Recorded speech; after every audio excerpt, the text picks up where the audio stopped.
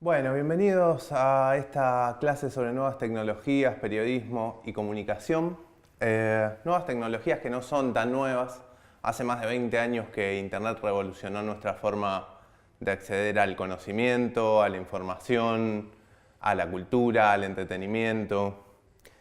Muchos teóricos de la comunicación creyeron ver en la llegada de Internet a partir de la digitalización de las señales, más bien a fines de los 80 y luego a fines de los 90, una garantía de democratización de las comunicaciones a través del desarrollo tecnológico. Sin embargo, hoy, 2 décadas más tarde, podemos decir que esa promesa de democratización de la mano de las nuevas tecnologías no ha llegado. Es decir, las nuevas tecnologías representan una oportunidad única para la democratización en muchos casos, pero no entrañan esa democratización por sí mismas.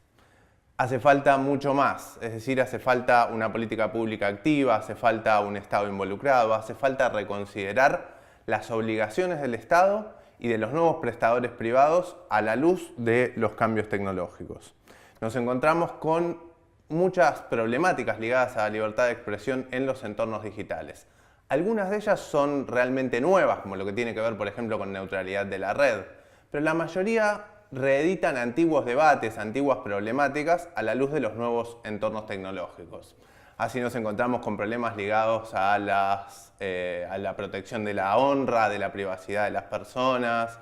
problemas ligados al uso indebido de la imagen, a la circulación de contenidos, a las restricciones, a la censura que pueden aplicar prestadores privados, las reglas de YouTube, de Facebook respecto a sus contenidos, el bloqueo de sitios en algunos países por parte del propio Estado o de proveedores del servicio de Internet, proveedores de conectividad.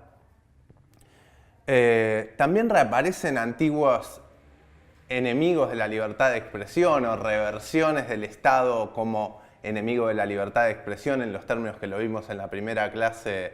en los textos de Owen Fis. Así aparecen leyes como las que se impulsaron en Argentina hace un par de años sobre difamación agravada por la utilización de Internet, o el proyecto que se impulsó en Perú. En Argentina iba camuflado de un proyecto de ley antidiscriminación, pero que en realidad entrañaba un monitoreo de la red por parte de agencias administrativas. En Perú directamente agravaba las sanciones por difamación en el caso de que se cometieran en entornos digitales. Por suerte, ninguno de estos proyectos avanzó, pero podemos encontrar iniciativas similares incluso en otros países de la región. Lo cierto es que estos debates ponen en juego el enfrentamiento entre usuarios, consumidores de servicios de Internet y muchas de las empresas asociadas a estos entornos digitales, en particular los facilitadores de contenido, Google, Yahoo, Facebook, Twitter, y a su vez estos facilitadores de contenidos que a veces parecen tener una comunidad de intereses con los usuarios, pero muchas veces nos damos cuenta de que no es así. Lo cierto es que estos facilitadores de contenido, enfrentan muchas veces a los actores tradicionales de nuestra industria cultural, es decir, a los grandes sellos editoriales, a las grandes corporaciones de la industria musical, a los grandes estudios productores cinematográficos. Y un ejemplo muy claro de este enfrentamiento entre gigantes se dio en Estados Unidos en el año 2011 con las iniciativas que se conocieron como SOPA y PIPA. Recordarán ese debate que tuvo mucha repercusión en las redes sociales y que luego también se reeditó en América Latina bajo distintos formatos. SOPA y PIPA eran las abreviaturas de dos proyectos de ley que llegaron al Congreso de los Estados Unidos. El primero era la Stop Online Piracy Act y el segundo el Protect Intellectual Property Act. Estos dos proyectos, que finalmente no llegaron a sancionarse, generaron un debate muy fuerte entre los distintos sectores porque claramente eran proyectos que iban en contra de la jurisprudencia consagrada por la Corte Suprema de Estados Unidos, instauraban directamente mecanismos de control de tráfico que excedían lo indispensable para proteger un bien jurídico legítimo y se transformaban directamente en medios de censura o de restricción en nombre precisamente de la protección de la propiedad intelectual y a pedido de las grandes corporaciones, sobre todo de la industria de la música y de la industria cinematográfica. Por supuesto, como decíamos, esto fue resistido por Google, Facebook, por los facilitadores de contenido que vieron en estas leyes una especie de certificado de defunción, es decir, muchos de los contenidos que animan al público a usar estas plataformas son contenidos que estaban reñidos con el control en términos de propiedad intelectual que estas iniciativas establecían. Es decir, este debate sobre neutralidad de la red y sobre quién puede poner límites, bloquear contenidos, regular el tráfico, es un debate que pone bien en juego aquello que vimos en las clases anteriores en cuanto a el poder del Estado y el poder de las corporaciones privadas en la decisión de quién accede y quién puede tomar un lugar en el debate público. Es así que cuando ciertas corporaciones exceden en su facturación y en su capital los PIB de muchos de nuestros países de América Latina, ese paradigma tradicional de la libertad de expresión exige ser repensado. Pero en estas batallas en las que parece verse solo los enfrentamientos entre empresas y la posición que toma el Estado haciendo suyos los intereses de alguno de estos bandos, quedan afuera algunos actores fundamentales. Y entre esos actores hay dos en los que nos interesa hacer especial hincapié. Uno,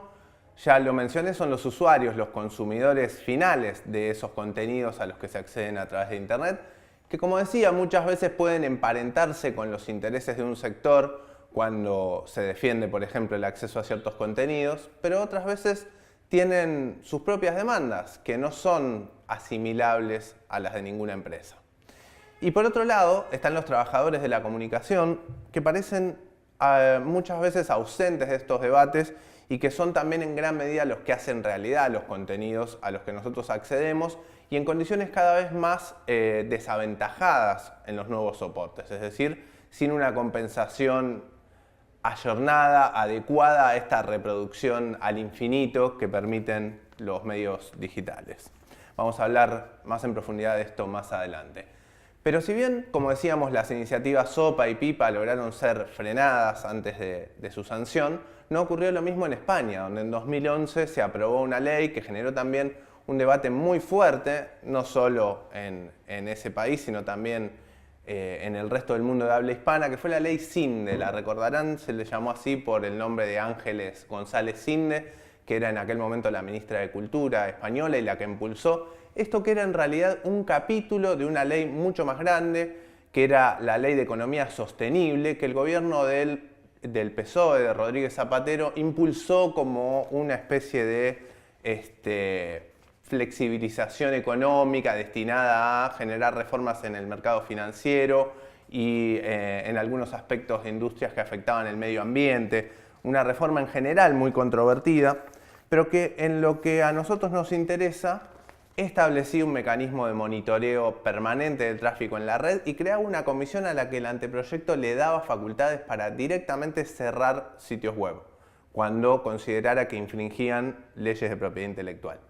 Tiempo después de la sanción de esta ley Cinde, el sitio Wikileaks publicó una serie de cables de la Embajada de Estados Unidos que mostraban las presiones que el gobierno estadounidense había ejercido sobre el gobierno español para impulsar precisamente esta ley antidescargas. En aquel momento el gran enemigo era un sitio web que existe hasta hoy llamado Series Junkies, establecido en España, con servidores en otros países de Europa y que todavía enfrenta un proceso en la provincia de Murcia.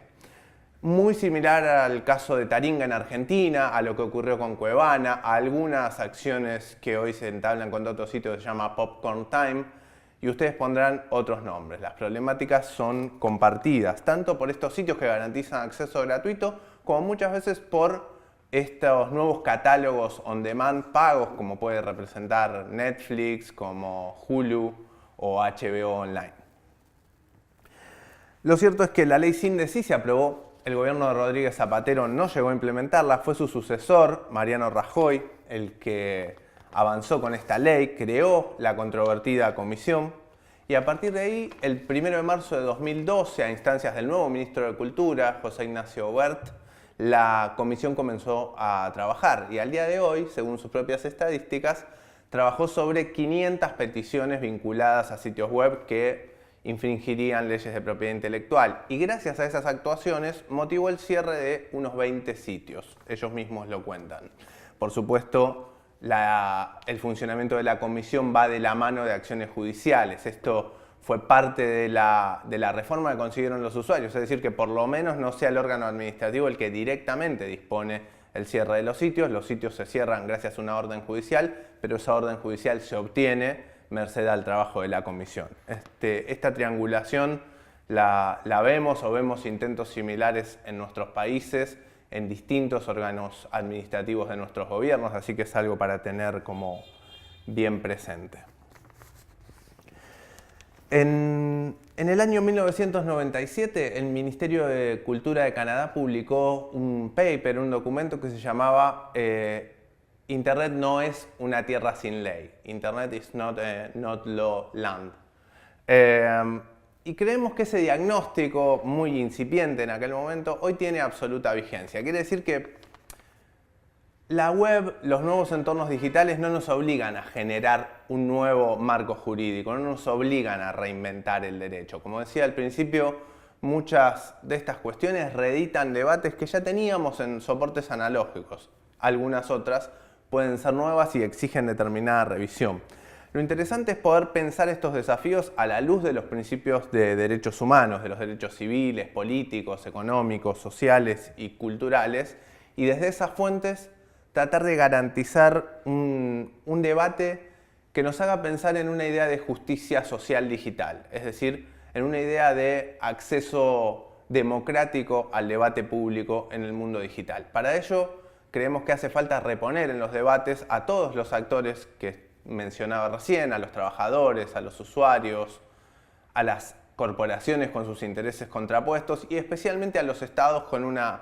política pública basada en estos principios de derechos humanos y no a merced de los reclamos de las grandes corporaciones. Este piso mínimo de discusión aún está muy lejos de ser aceptado en nuestros países de América Latina, de manera que acaban algunas ideas para que podamos enfrentar estos desafíos e incidir en los debates que a cada uno nos tocan. Muchas gracias, nos vemos en la próxima.